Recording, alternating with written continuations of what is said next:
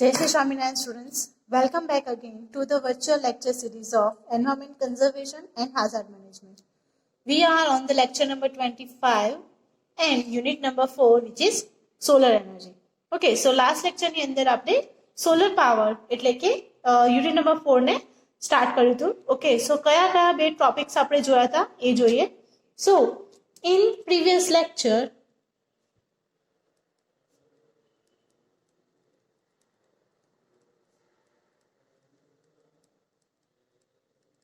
we have studied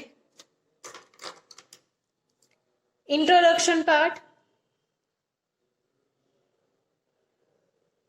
and we have also studied different types of solar radiation oblique electromagnetic waves. બરાબર. So કઈ types ના electromagnetic waves હતા? So there are total 5 types of electromagnetic waves. બરાબર કે જેની અંદર કયા કયા આવે છે તો cosmic waves, okay, gamma and X rays, okay, UV rays, visible rays and last one is infrared rays. બરાબર. So total 5 types of આપણા electromagnetic rays કાં તો solar radiations થતા હોય છે. Okay, so let's start our lecture with the note of what we are going to study. Okay, so in today's lecture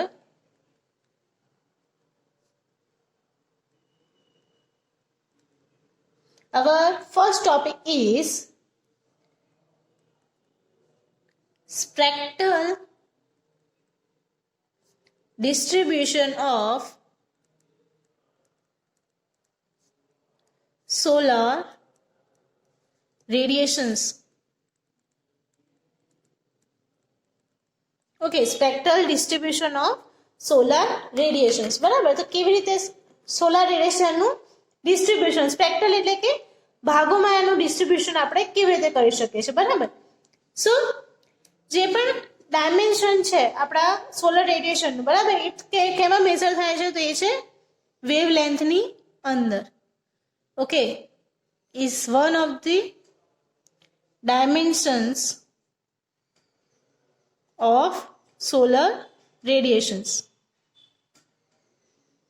બરાબર. અને generally એની range કેની અંદર આવેલી હોય છે તો રેન્જિંગ બિટવીન 0 to 4 માઇક્રોમીટર. બરાબર. આ થઈ ગઈ એની રેન્જિંગ. અને વિઝિબલ જે રેઝ છે એટલે કે સોલર રેડિયેશન્સ છે એ કેટલી રેન્જની અંદર આવે છે તો એ છે 0.38 to 4 માઇક્રોમીટર સુધીની રેન્જની અંદર એ આવે છે. Right.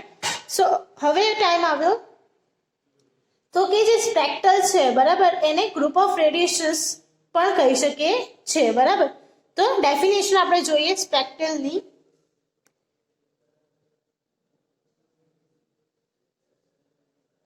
Spectrum definition.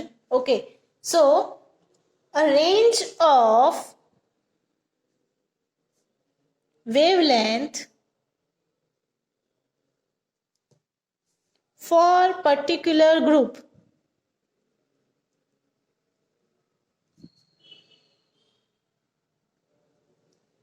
of radiations as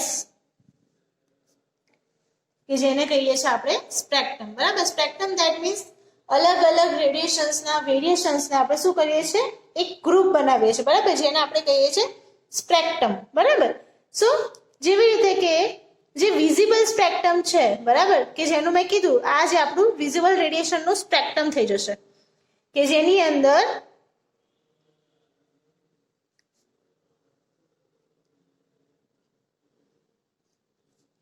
.38 to 4 micrometer સુધીના રેડિયેશન્સ આવતા હોય છે.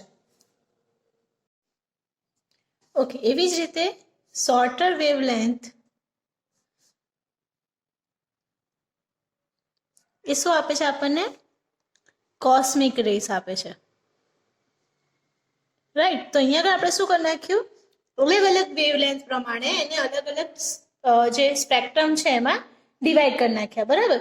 સો એ સ્પેક્ટ્રમ થ્રુ આપણને ખ્યાલ આવશે કે એટમોસ્ફિયરની અંદર જ્યારે એન્ટર થાય છે, બરાબર, તો એની સાથે કઈ ટાઈપનું કોમ્બિનેશન થતું હોય છે, બરાબર. જેમ કે કોસ્મિક રેસ છે, બરાબર, એ શું થાય છે? એબ્ઝોર્બ થાય છે આયોનોસ્ફિયર ની અંદર, બરાબર. એબ્ઝોર્બ્સ બાય આયોનોસ્ફિયર, રાઈટ. ઓકે, સો એના કારણે આપણું શું થશે? તો જે એના એબ્ઝોર્બ થઈ જવાના કારણે કોસ્મિક રેની જે ઇફેક્ટ હોય છે એ થોડી ઘણા અંશે રિમૂવ થતી હોય છે. ઓકે, એવી જ રીતે અલ્ટ્રાવાયોલેટ રેઝ જે છે એ કેવી રીતે એબ્ઝોર્બ થાય છે? તો due to ozone layer, right. એ સિવાય જ્યારે સોલર રેડિયેશન્સ enters to the atmosphere or the terrestrial zone which is up to 4.3 kilometer above the surface હોય અને એ જ્યારે અર્થની એટમોસ્ફિયરની અંદર એન્ટર થતું હોય, બરાબર, તો આપણને CO2 અને મોઇસ્ચર્સના કારણે એબ્ઝોર્બ થતું હોય છે. Absorb by moisture and CO2 of wavelength above 2.5 micrometer, બરાબર. સો ફરીથી એક વખત આપણે જોઈએ તો સ્પેક્ટ્રમ શું છે? તો range of wavelength for particular group of radiations, બરાબર. તો કઈ ટાઈપના આપણે ગ્રુપ્સ ડિવાઈડ કર્યા છે? To related to its wavelength. જેમ કે વિઝિબલ સ્પેક્ટ્રમ છે 0.38 ટુ 4 માઇક્રોમીટર સુધી મળે છે આપણને. એવી જ રીતે શોર્ટર વેવલેન્થ જે છે આપણને, એટલે કે કોસ્મિક રેઝ, બરાબર, જે એબ્ઝોર્બ થાય છે આયોનોસ્ફિયર દ્વારા. ઓકે, અલ્ટ્રાવાયોલેટ રેઝ છે એ કેવી રીતે એબ્ઝોર્બ થાય છે? તો થ્રુ ઓઝોન લેયર. અને જ્યારે 4.5 એટલે કે 4.3 કિલોમીટર કરતાં ઉપરની સરફેસ હોય ત્યાં આગળ જે વેવલેન્થ 2.5 કરતાં વધારે છે એ મોઇસ્ચર અને CO2 દ્વારા એબ્ઝોર્બ થતી હોય છે. So here this is the spectral distribution of the wavelength. Okay, so એને આપણે ફિગર પણ ડ્રો કરી શકીએ છીએ લાઈક. ઓકે, સો અહીંયા આગળ જે આ જે દેખાય છે આપણને શું છે? વેવલેન્થ છે. ઓકે, ઇન એસ્પેસિસા અહીંયા આગળ આપણને શું મળશે? બીમ. પણ કયા? તો કે સ્પેક્ટ્રલ બીમ, બરાબર. સો અહીંયા આગળ વેવલેન્થની રેન્જ આપણે કેટલી આપે છે? તો 0.02, 0.6, 1.0, એવી જ રીતે 2.6 સુધીનું. ઓકે, અને અહીંયા આગળ સ્પેક્ટ્રલની ડિઝાઇન છે કેટલી થાય છે? તો 800, 1600 ઓર મે બી 2400, કે જે આપણને શેમાં મળે છે? માઇક્રોમીટરની અંદર, બરાબર. સો માઇક્રોમીટર અહીંયા અને માઇક્રોમીટર અહીંયા બંને વચ્ચેનો જે ગ્રાફ છે એ જનરલી પ્લોટ આપણે કરી શકીએ છીએ. તો ઇનિશિયલી કેવો મળે છે આપણને? રાઇઝ મળે છે અને ધીમે ધીમે એ લો થતો મળે છે, બરાબર. તો આવી ટાઈપનું અહીંયા આગળ આપણને spectral distribution of solar radiations બતાવે છે. Spectral distribution of solar radiations.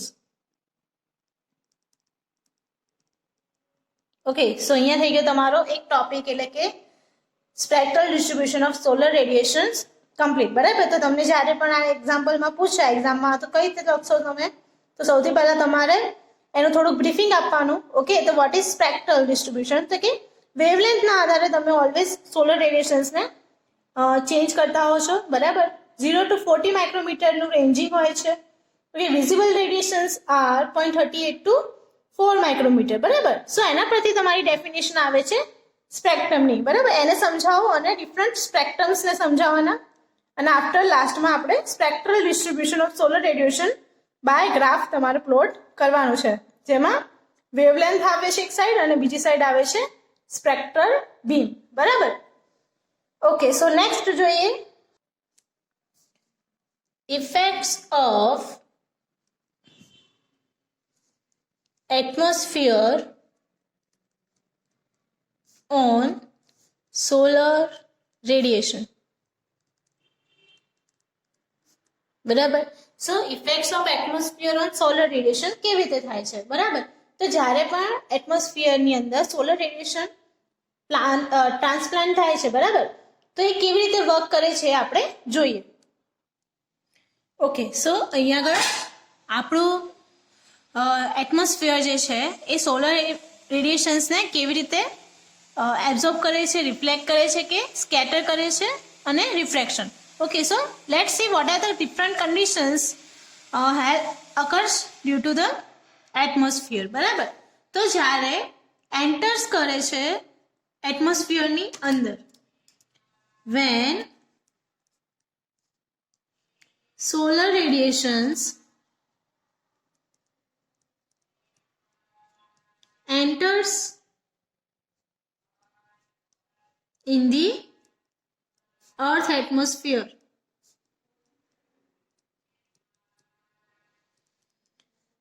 they subjected to optical various processes. બરાબર. subjected to optical various processes. Right.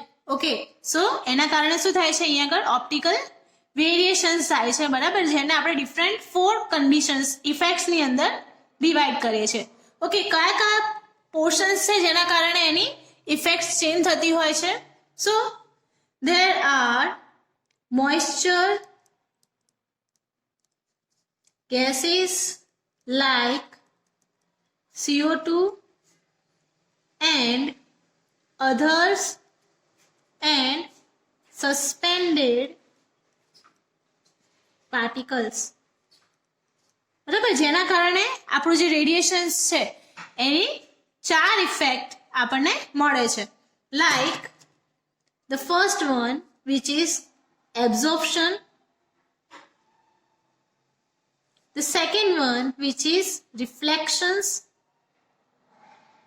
third one which is scattering, and the fourth one which is refraction. Okay, here the two terms reflection and refraction બંને અહીં આગળ different છે. Okay, થોડુંક ડિટેલમાં આપણે જોઈએ કેવી રીતે ડિફરન્ટ છે. ઓકે, સો અહીંયા મેં એક ફિગર ડ્રો કરી છે where this is our earth surface. આ છે આપણી અર્થ સરફેસ. બરાબર, અને ડિફરન્ટ સોલર રેડિયેશન્સના પોઈન્ટ્સ અહીંયા આગળ આવે છે. રાઈટ. સો સોલર રેડિયેશન, આ થઈ ગયું આપણું સોલર રેડિયેશન. તો એક પોઝિશન કેવી આવે છે વેર એબ્ઝોર્બ્ડ બાય ધી અર્થ સરફેસ. બરાબર. તો આ જે ડાયરેક્ટ બીમ છે, બરાબર, ડાયરેક્ટ ઓર બીમ રેડિયેશન, એક જે રે હશે શું થશે ડાયરેક્ટ સરફેસની અંદર એબ્ઝોર્બ થઈ જશે. બરાબર, અને શું થશે પેનિટ્રેટ કરીને જે આપણું લેયર છે પેનિટ્રેટ કરીને આપણી અર્થ સરફેસ છે ત્યાં આગળ પહોંચી જશે. Okay, the second condition is reflection. બરાબર, રિફ્લેક્શન ધેટ મીન્સ આ જે એક પોઝિશન છે વેર એ ત્યાં આગળ આપણી જે સરફેસ છે એને ટચ કરીને પાછું બેક જાય છે. ધેટ મીન્સ રિફ્લેક્ટ થાય છે. બરાબર, તમે કોઈ પણ બિલોરી કાચ કે આપણે જે ઓવલ શેપનું લઈએ છીએ, બરાબર, ગ્લાસ, કે એની અંદર જ્યારે તમે રેસ નાખો છો તો એ શું થાય છે રિફ્લેક્ટ થાય છે. બરાબર, જે ફ્લેશ બેક થતું હોય એને કહીએ છીએ reflected from the earth surface. Right, તો આ થઈ ગઈ second condition. Okay, the next condition which is આ જે આપણે અહીંયા ડ્રો કર્યું છે એ કન્ડિશન છે આપણી સ્કેટરિંગની. ઓકે, જેને આપણે ડિફ્યુઝડ રેડિયેશન પણ કહીએ છીએ, કે જેની અંદર સ્કેટરિંગ ધેટ મીન્સ જે એની સોર્સ છે, એનો પાવર છે, ધીમે ધીમે શું થાય છે, અલગ અલગ પાર્ટિકલ્સની અંદર ડિવાઈડ થઈ જાય છે, બરાબર, એટલે કે સ્કેટર થઈ જાય છે, ડિફ્યુઝ થઈ જાય છે, અને એ ફોર્મમાં એ શું થાય છે, અર્થ સરફેસની અંદર આવે છે, બરાબર. એની ઇન્ટેન્સિટી ઓફ રેડિયેશન છે એ પણ શું થાય છે, લો થતી હોય છે, બરાબર, અને ટ્રાન્સમિશન પણ એનું ઘણું ધીમે થતું હોય છે. તો આ થઈ ગયું તમારું સ્કેટરિંગ ટાઈપ ઓફ રેડિયેશન, બરાબર. અને જેને અમુક ટાઈમ શું થશે, એમાંથી રિફ્લેક્ટ પણ થાય છે બેક, બરાબર, ટુ ધ સ્પેસ. ઓકે, એવી જ રીતે અહીંયા જે વસ્તુ છે આપણે એને થોડું બ્રીફલી સમજાવે. That means here